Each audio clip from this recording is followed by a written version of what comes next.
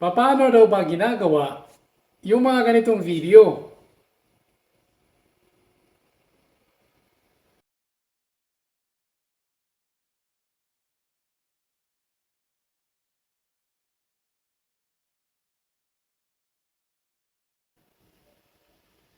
So kung gusto nyo malaman, let's go! Okay, so bago tayo makagawa ng mga videos na ganon, so kailangan muna na meron tayong Insta360 action camera.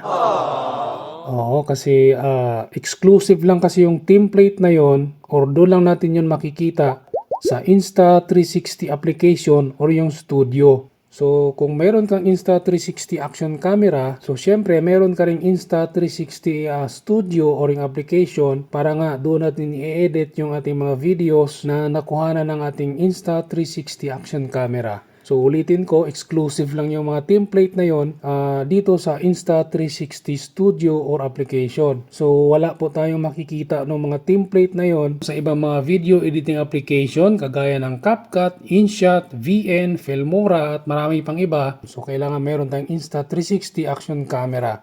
Okay, so punta na tayo doon sa ating studio, Insta360 app. Nice! So tap natin.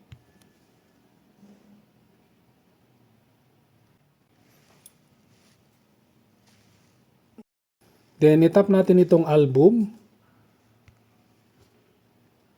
Tap natin itong edit. Then, tap natin itong shot lab. Okay, so ito na yung mga template na yon. So, marami kayong mapagpipilian. Hello there. So, yung video na pinapakita ko sa inyo, ito yon, SkySwap. Wow! Then, tap natin itong use this theme. So ito yung mga video na nakuha na ng ating camera. So pipili na tayo dito ng gagawin nating SkySwap. So ito yung nasa taas. Next. Okay, so ito na yon. Pipili tayo dito ng area na gagawin nating video. So ang duration ng video na gagawin natin ay 15 seconds lang. So mamimili tayo dito ng area na makikita talaga yung langit para dito sa SkySwap. Okay, so example ganito. Next. So ito yung unang pag-generate niya. So ina-analyze ng application yung ating gagawing SkySwap na video. So ang kailangan nyo lang dito ay kailangan malaki yung storage space ng ating mga cellphone kasi marami pong generating or exporting na gagawin bago tayo makakuha ng videos na yon. Mga tatlong generate.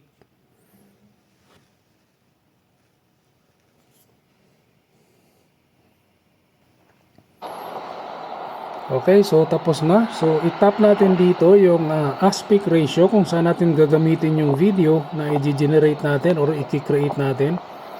So pagka ganito is YouTube size. So kung gusto mo ng Facebook size o yung 9:16, tap natin dito. Okay, so ito yung Facebook size.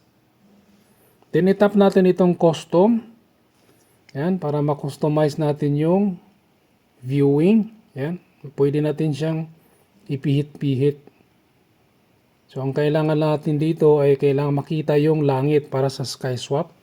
So dito sa baba, marami tayong mapagpipilian dito ng mga video effect. So ito na yon. So mamimili tayo dito ng effect para sa gagawin nating SkySwap. So example natin, ito. Okay, so ina-analyze ulit ng application yung gagawin nating template.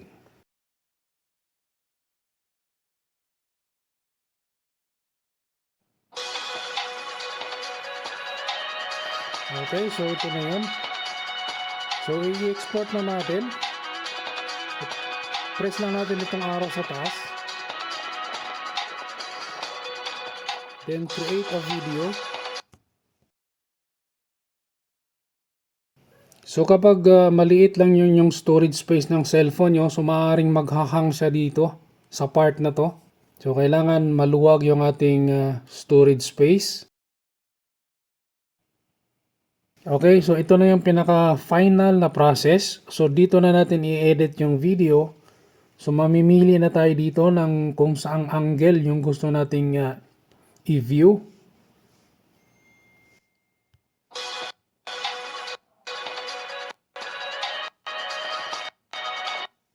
Okay, so para magawa natin yon, i-press natin itong reframe.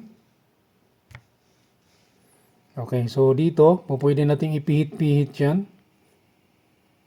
Kung gusto mong ganyan.